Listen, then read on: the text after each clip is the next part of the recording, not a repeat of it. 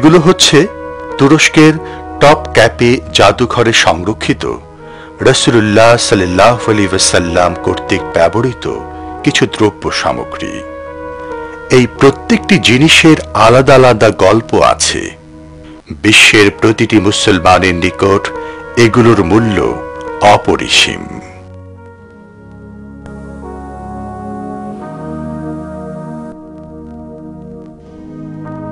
এগুলো রাসূলুল্লাহ সাল্লাল্লাহু আলাইহি ওয়াসাল্লামের ব্যবহৃত সামগ্রী, যা মিশরের আল হুসাইন মসজিদে সংরক্ষিত আছে। আমাদের এই প্রামাণ্যচিত্রের উপজীব্য হল তুরস্ক এবং মিশরের জাদুঘরে রক্ষিত সেই সব অমূল্য সামগ্রী যা দুনিয়ার মুসলমানদের আবেগ অনুভূতির সঙ্গে জড়িত।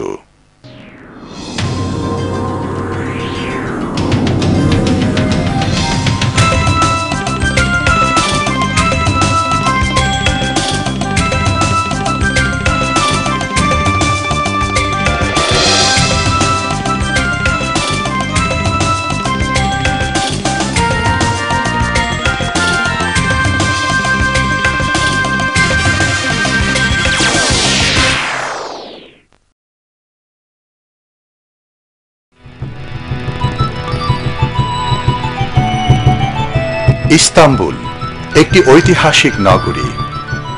এই এলাকা একসময় ওসমানীয় সাম্রাজ্যের অন্তর্ভুক্ত ছিল, যা এশিয়া, ইউরোপ, আফ্রিকা এই তিন মহাদেশ জুড়ে বিস্তার লাভ করেছিল।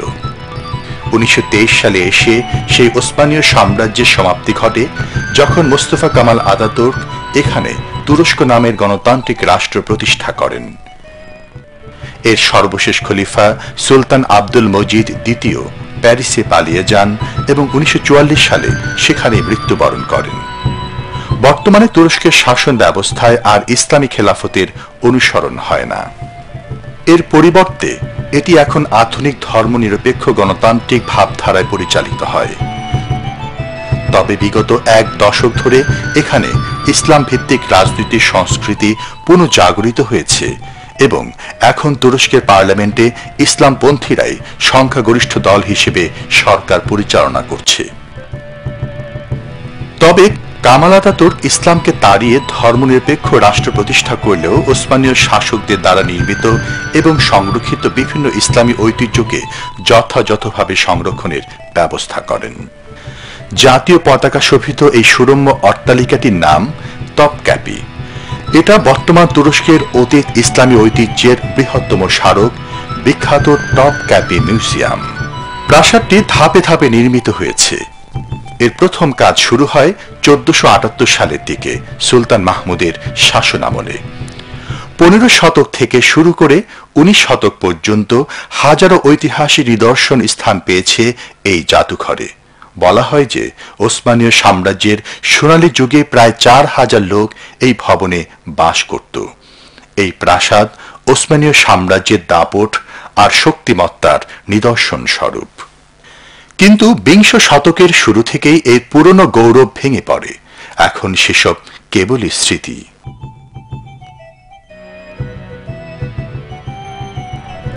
এই প্রাসাদটি পরে জাদুঘরে রূপান্তরিত হয়েছে। ওসমানীয় সাম্রাজ্যের সকল জায়গা থেকে এবং বিশ্বের নানা প্রান্ত থেকে বিভিন্ন ইসলামী নিদর্শন সংগ্রহ করে এখানে রাখা হয়েছে। বর্তমানে এই টপক্যাপি মিউজিয়াম বিশ্বের অন্যতম বৃহত্তম জাদুঘর এবং বিশ্বের বৃহত্তম ঐতিহাসিক সংগ্রহশালা। এর নানাবিধ সংগ্রহের মধ্যে প্রধান হচ্ছে আমাদের প্রিয় নবী হযরত মুহাম্মদ সাল্লাল্লাহু আলাইহি ওয়াসাল্লামের কিছু ব্যবহৃত সামগ্রী।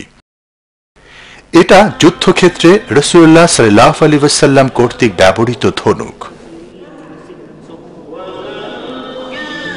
রাসূল পাক সাল্লাল্লাহু আলাইহি ওয়াসাল্লাম ব্যবহৃত বেশ কয়েকটি তলোয়ারও রয়েছে এদের সংগ্রহে। ঐতিহাসিকদের মতে রাসূল করিম সাল্লাল্লাহু আলাইহি ওয়াসাল্লামের মোট 9টি তলোয়ার ছিল। এর মধ্যে একটি নাম ছিল জুলফিকার, যা হযরত আলী রাদিয়াল্লাহু তাআলা আনহুকে উপহার দিয়েছিলেন। তিনি তার পিতা আব্দুল্লাহ বিন আব্দুল মুত্তালিবের কাছ থেকেও একটি তলোয়ার পেয়েছিলেন। এটি রাসূলুল্লাহর কদম মোবারকের ছাপ। জনৈক আরব আমির এই অমূল্য জিনিসটি ওসমানীয় সুলতানকে উপহার দেন। ফিলিস্তিনের একটি পাথর থেকে এই পায়ের ছাপটি কেটে নেওয়া হয়।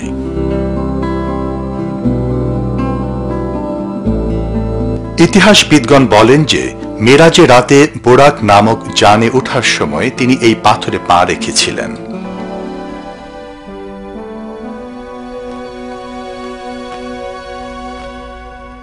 এই পাত্রে রাসূলুল্লাহ সাল্লাল্লাহু আলাইহি ওয়াসাল্লামের কবর থেকে সংগৃহীত কিছু মাটি রাখা আছে।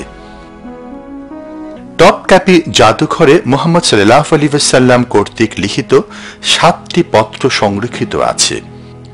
1400 বছর পূর্বে রাসূলের স্বহস্তে লিখিত এই পত্রখানা মিশরের শাসক মুকাউকিসের নিকট পাঠানো হয়েছিল। মুকাউকিসকে ইসলাম কবুলের দাওয়াত দিয়ে রাসূল এই পত্রটি প্রেরণ করেন। 1850 সালে মিশরেই এই পত্রখানা পাওয়া যায়। এর দৈর্ঘ্য 19 সেন্টিমিটার, প্রস্থ 16 সেন্টিমিটার। পশুর চামড়ায় লিখিত এই পত্রে 12টি বাক্য আছে এবং শেষে রাষ্ট্রপতি মুহাম্মদ সাল্লাল্লাহু আলাইহি ওয়াসাল্লামের সরকারি সিলমোহর আছে।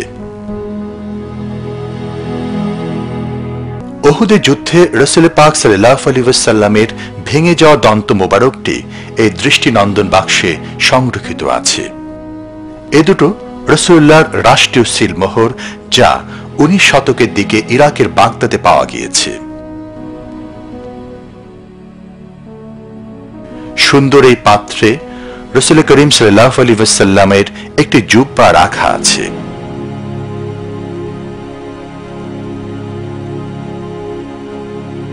পবিত্র কাবা ঘর যে জায়গার উপর স্থাপিত হয়েছে তারই কিছু মাটি এই বাক্স দুটিতে রাখা হয়েছে। বাক্সগুলো অত্যন্ত মূল্যবান মণিমুক্তা খচিত।